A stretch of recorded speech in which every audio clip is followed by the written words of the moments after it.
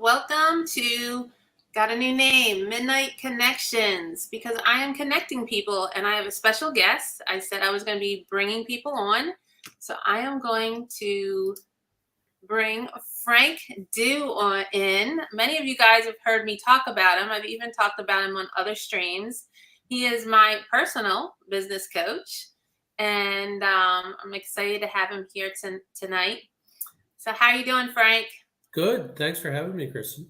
Good. Well, what I think is amazing is officially he is a business coach, but Frank helps me on so many topics and everything. And I remember in the past, I used to compartmentalize aspects of my life. And it's like business is business and personal is personal and family is family, but they really do all overlap. So it's great.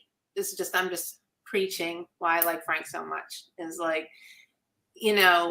it's not like, okay, lead generation, we're going to make more money, or it all everything. If something's happening bad in your day, it affects your business and everything. And it's a lot about mindset. So I'm an entrepreneur, and Frank, you work with a lot of entrepreneurs. I think a lot of entrepreneurs face these kind of daily adversities and everything. So what kind of advice do you have with something like that? Well, and each person is an individual, and but running a business is a challenge at the best of times, and even when things are going really well, there's still lots of challenges, and so running your business, you're going to run into adversity, and that's kind of the basis of why I got into business coaching, is to help people sort of build the resilience to overcome that adversity. And excuse me, I think that one of the things that a lot of business owners feel is that they're alone. And, being that rugged individual trying to handle everything on your own is not a great formula for a balanced life. And, ultimately trying to do everything by yourself when you're going through hard times, or just challenging business issues, you end up dropping a couple of plates. It might be health, it might be relationships, it might be self-care with free time, just balance and creativity. And sometimes it's also, in some cases, the connection that they have with their team members, employees, partners, so the list goes on and on. So with that, one of the things that I like to talk about is to sort of step back and get sort of, we do just lots of different versions of it, but we'll do a version of a diamond mapping where, you sort of look at where the entrepreneur stands as far as financial independence, business success, health, and relationships. And when you start to look at that, then you start to realize that, to run a successful business, you actually have to take care of yourself first. And then also you have to have balance at home, because it's not, having lots of money is great, but it's not just about the money if everybody around you leaves or is miserable because you're never there.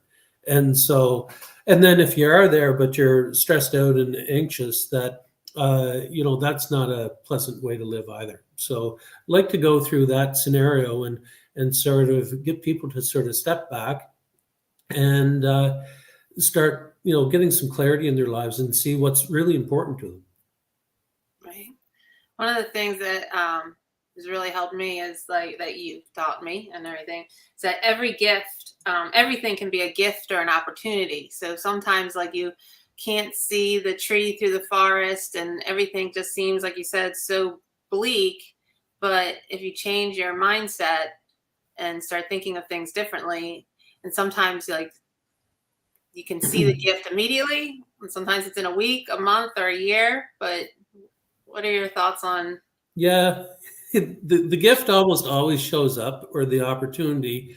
I used to think a long time ago, and as I get into this more and more, I realize it's true, and that is, change is opportunity in disguise.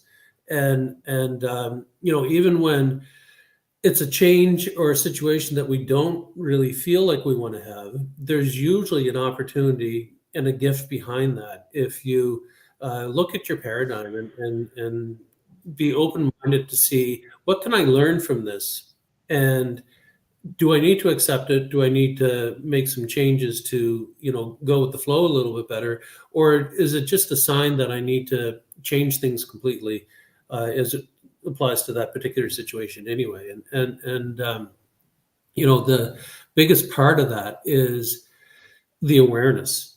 And, if for an example, if you had an addiction, but you don't realize that addiction's causing you problems or the people around you problems, then you'll probably never get better, because the awareness of having that problem in the first place allows you to get better. And so the same thing with being an entrepreneur.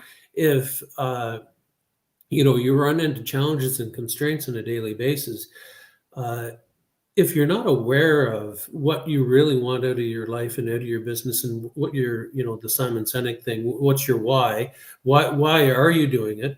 Then in a lot of cases, just like you said, you're in a forest, but it might be the wrong forest. And so it's you can We're get on the wrong road. the wrong road. Exactly. Stephen Covey used to talk about in his 7 Highly Effective Habits book. He used to talk a lot about how, I'm going to paraphrase here, somebody's, in a forest, they're cutting down trees and they're doing such an amazing job, and they get super, super fast at it. They get to the top of the hill, and then they realize when they look back, they were in the wrong forest. And so it's not just speed and efficiency, it's also how effective your business and your life is. And we're only here once, and we might as well get what we can out of it and enjoy your life. It doesn't have to be all hard. Yeah, I mean, that's why like mindset is so important. And people always, growing up, my son's in college. Well, looking at colleges, so SATs and IQ and all that stuff. You hear growing up like IQ, and like when you get older, you learn about EQ, emotional intelligence, Yes. and everything. And there's actually, and then you learn all about working out, but then you can also learn about mental fitness. So pretty much that's, I think, your job, like a physical trainer. Yeah. You're helping both the emotional and mental mindset. Without it, we don't have the awareness, and we can't change what's not working. And so to be emotionally, there's a lot of for the last number of years, really a lot of talk about emotional intelligence, and really the awareness of your own emotions and the sensitivity around the people, your customers, your team members, your relationships, to have that intelligence to be able to sort of monitor and be aware of where they're at emotionally, and act appropriately for that is huge. But even in addition to that, the mental fitness of your own mindset is extremely important. And so, we get hijacked on a regular basis with our own judge, our own saboteurs that get in the way of, having peace and clarity because of, something that's happened to us in the past. And a lot of times you'll notice, if, well, it's kind of like, this is going to be a rough one, I'm trying to spit this one out, but there's an old story about Tiger that had a bad pin in his paw. And so nobody would want to go near him because he was so cranky because his paw hurt. And then when somebody finally did get a hold of him and they took the pin out of his paw, then, he didn't hurt the person. He just walked away because now he was happy. And so a lot of the time we lash out at ourselves, we lash out at the people around us because of something that is hurting us. And so when you're more aware of that, and that's the first step, what is hurting us, and then how you can transfer that into your regular daily life with all the people around you, then you're easier to work with. You have more freedom and creativity. You're more innovative with what you're doing. And, you're going to live your life with so much more peace and gratitude for where you are, rather than just being miserable all the time. So that's a whole process. And, really, though, running a business has a lot of excitement to it, but there's an awful lot of responsibility. And with that responsibility, you need to keep your mind mentally fit as well. Yeah.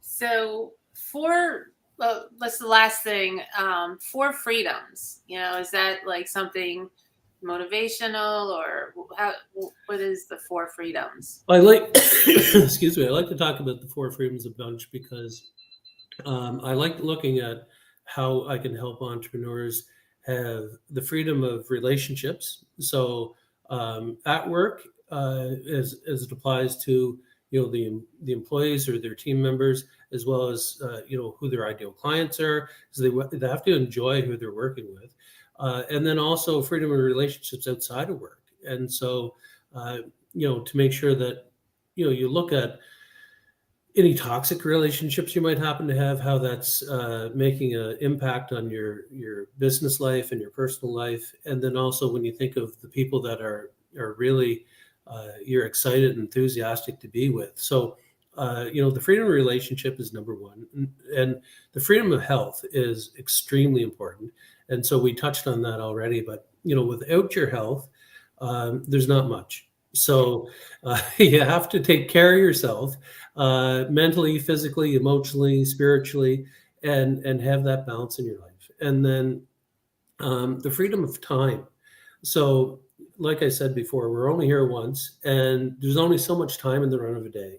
And so, we're not robots. We have to be able to have a life and have some balance. And so, I work closely with people to make sure that they're starting to create more time to have that balance and to live the life that they want rather than just work.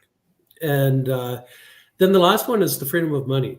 And so, money doesn't buy happiness, but the lack of it gives you a lot of grief. And so to have enough money to have the freedom to make the choices that keep you aligned with the type of life and the values that you want to live is super important. And running a business is an amazing opportunity to create that freedom of money. And then, when there's a lot of money, a real abundance of money, how much good you can do with that is just incredible.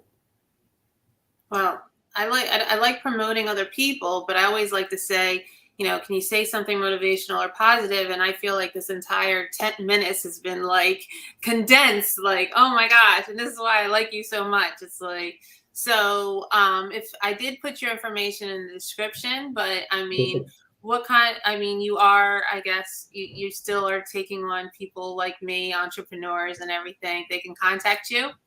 No question. Yeah, I'm happy to work with people. And if you think of what does a business coach do, and you talked a lot about your personal life and having creating that balance, and so that's definitely one of the biggest aspects of what I do with people. But if you think of if anybody in sports, so for an example, if you go to the Olympics, regardless of how good of an athlete you are, you had a coach.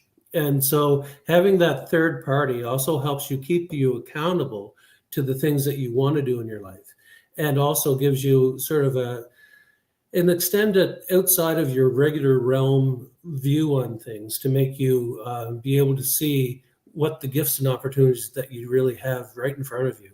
And sometimes you get just bogged down in your everyday life. And so, with that said, we can have a great discussion, and if you don't make something actionable, if you don't actually follow through with it, then it's just a great discussion. And so, you can read as many books as you like.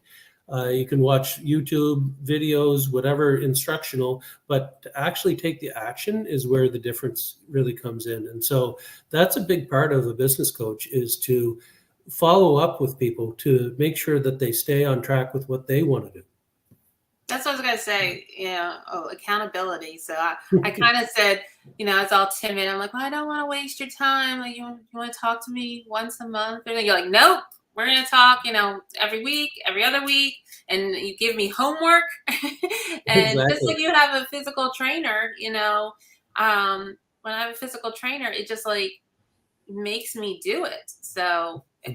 accountability is so important. So yes, I'm very appreciative, and it's changed my life. So Yeah. Well, and you're doing the work. So when you do the work, the results always follow. yeah.